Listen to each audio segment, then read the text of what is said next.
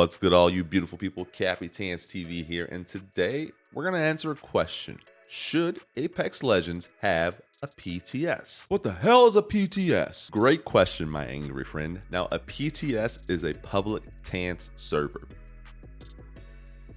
No, a public test server where game devs can have upcoming features go live in a server-like environment, quite like the main game, and you and I can get in there and test out these new features, whether it be new abilities or new guns. And obviously, this server would go live before any major upcoming changes are made to the main game. This allows the devs to have our feedback and then implement it into the game. And this isn't a new concept, as games have done this before. PUBG and Overwatch come to the forefront when thinking about public test servers. That sounds good, but how does it benefit Apex? Another solid question. You're on the ball today, sir. Well, when you think about it, Respawn, the game devs behind Apex, may have 200 to 500 game devs working on this game to make it the best that they possibly can. Whereas when you launch a public test server, you give it out to thousands, not hundreds of thousands, even maybe millions of people like me and you who catch bugs that they just can't catch. More resources dedicated to catching bugs and little things that may slip through the cracks. Also, they don't have to pay us. I get it. But why?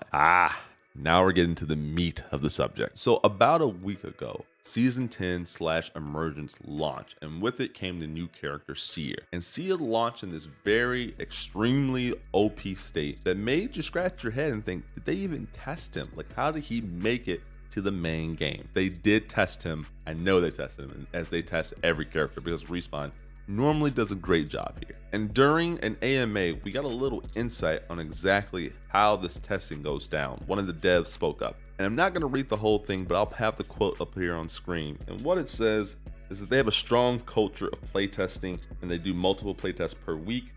We also occasionally host playtests with pros and content creators to get their feedback on upcoming content. Now here's the part that's really important.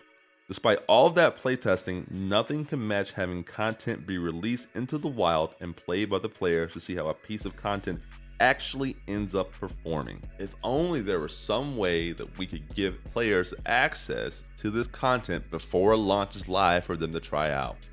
Now I can sit up here all I want and say launch a public test server. It's easier said than done. I've been on the other side. I know that dev work is hard, and just because somebody says here's an idea doesn't always work that way. I'm also very sympathetic to probably the fact that a lot of them are working from home because we're still in the midst of a pandemic.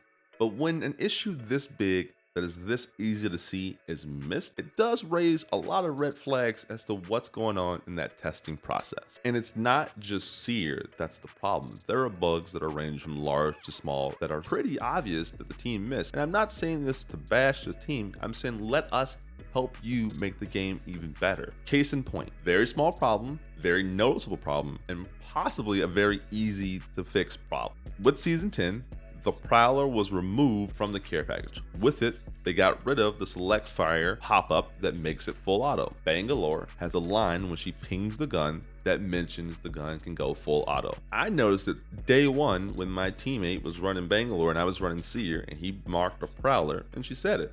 It was like, oh, okay. That voice line could probably easily be removed from the game.